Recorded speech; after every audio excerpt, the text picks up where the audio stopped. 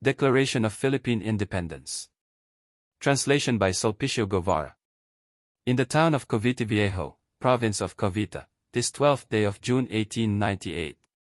Before me, Ambrosio Rienceres Bautista, were Councilor and Special Delegate designated to proclaim and solemnize this Declaration of Independence by the dictatorial government of the Philippines, pursuant to, and by virtue of, a decree issued by the egregious dictator Don Emilio Aguinaldo y Femi. The undersigned assemblage of military chiefs and others of the army who could not attend, as well as the representatives of the various towns. Taking into account the fact that the people of this country are already tired of bearing the ominous joke of Spanish domination.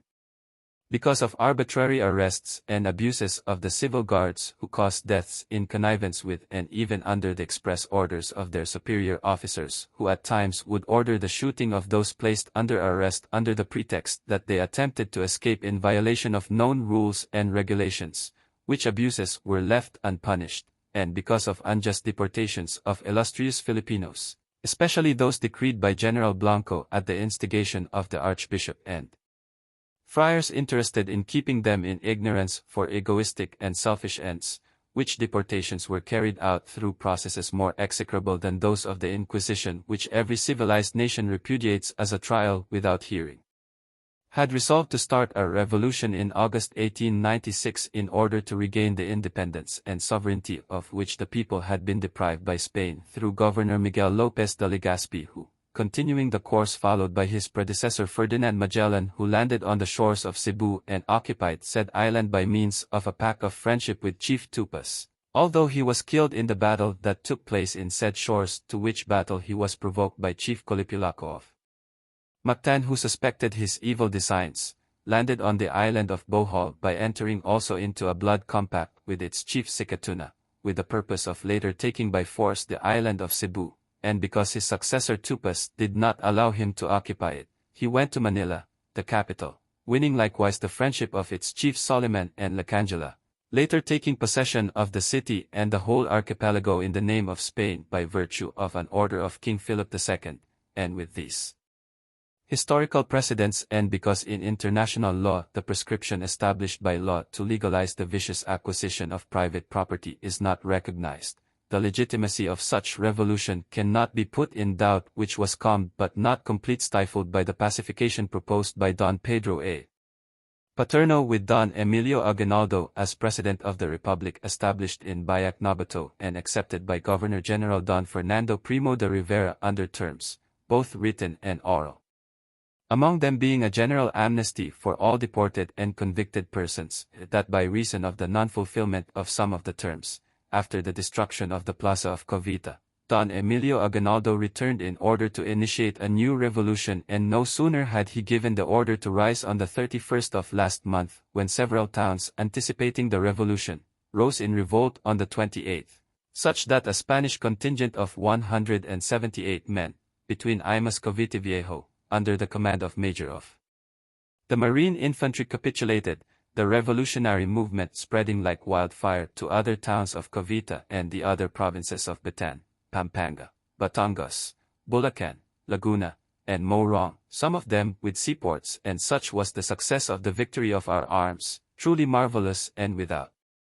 equal in the history of colonial revolutions, that in the first mentioned province only the detachments in Naig and in Dang remained to surrender, in the second all detachments had been wiped out, in the third the resistance of the Spanish forces was localized in the town of San Fernando where the greater part of them are concentrated, the remainder in Macabebe, Sexmon, and Guagua, in the fourth, in the town of Lipa, in the fifth, in the capital and in Columpit, and in last two remaining provinces, only in their respective capitals, and the city of Manila will soon be besieged by our forces as well as the provinces of Nueva Ecija, Tarlac, Pangasinan, La Union, Zambales, and some others in the Visayas where the revolution at the time of the pacification and others even before, so that the independence of our country and the revindication of our sovereignty is assured. And having as witness to the rectitude of our intentions the Supreme Judge of the universe, and under the protection of our powerful and humanitarian nation, the United States of America, we do hereby proclaim and declare solemnly in the name by authority of the people of these Philippine Islands,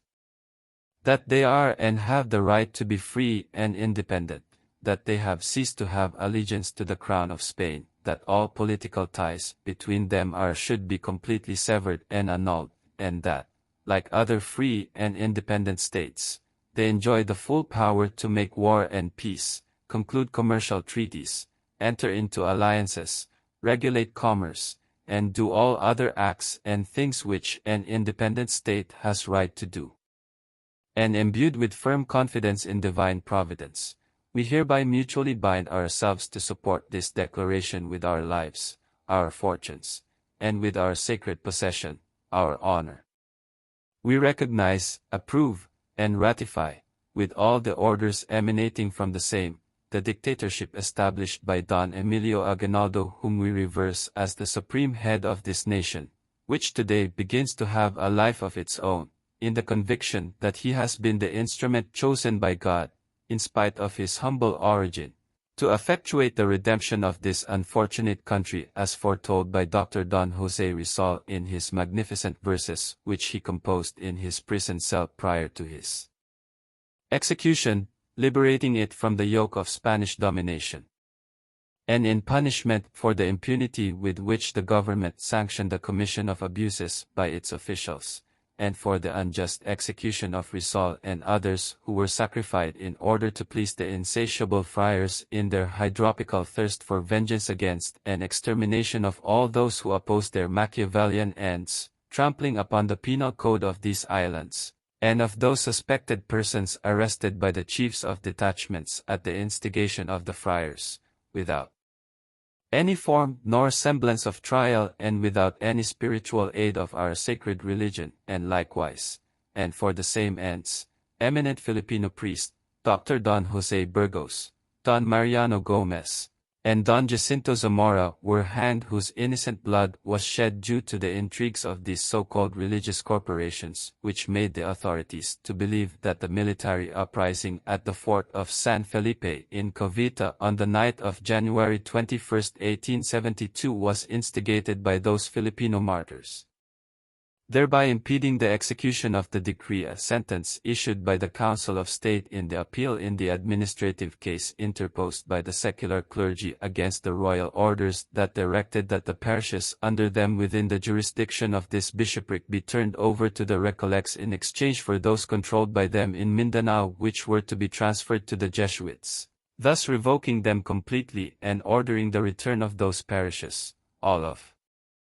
which proceedings are on file with the Ministry of Foreign Affairs, to which they are sent last month of the year of the issuance of the proper royal decree, which, in turn, caused the growth of the tree of the liberty in our dear land that grow more and more through the iniquitous measures of oppressions, until the last drop of our chalice of suffering having been drained, the first spark of revolution broke out in Colucan, spread out to Santa Mesa and continued its course to the adjoining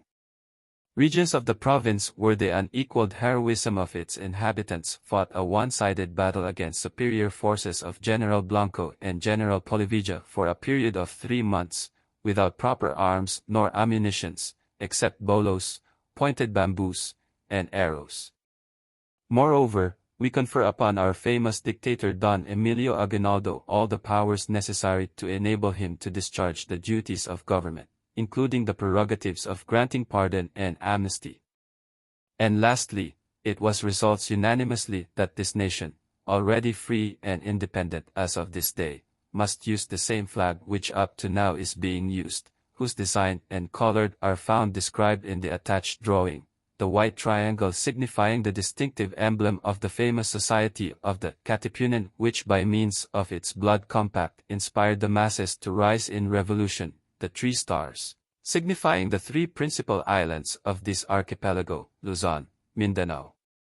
and Panay, where the revolutionary movement started, the sun representing the gigantic step made by the son of the country along the path of progress and civilization, the 8 rays, signifying the 8 provinces, Manila, Cavite, Bulacan, Pampanga, Nueva Ecija, Batan, Laguna, and Batangos, which declares themselves in a state of war as soon as the first revolt was initiated, and the colors of blue, red, and white, commemorating the flag of the United States of America, as a manifestation of our profound gratitude towards this great nation for its disinterested protection which it lent us and continues lending us. And holding up this flag of ours, I present it to the gentlemen here assembled, who solemnly swear to recognize and defend it unto the last drop of their blood. In witness thereof, I certify that this act of declaration of independence was signed by me and by all those here assembled, including the only stranger who attended those proceedings, a citizen of the USA, Mr. L. M. Johnson, a colonel of artillery. Ambrosio Rianceres Bautista, War Counselor and Special Delegate Designate.